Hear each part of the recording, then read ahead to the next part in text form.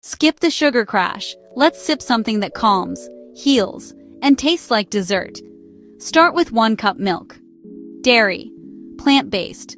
Pour into a small saucepan. Add a teaspoon turmeric powder. Add a 1/4 teaspoon cinnamon. Add a pinch of black pepper.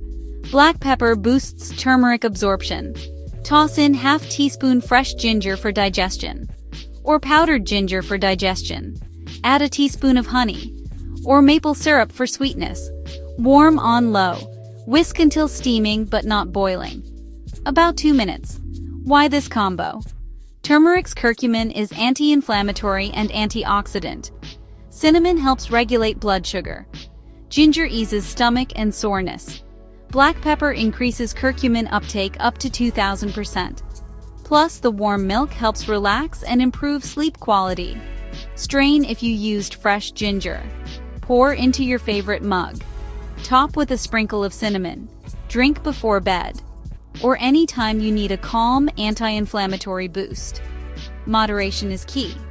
Cozy, clever, science-approved golden milk. Ancient comfort, modern benefits. Like, comment, and subscribe to the channel.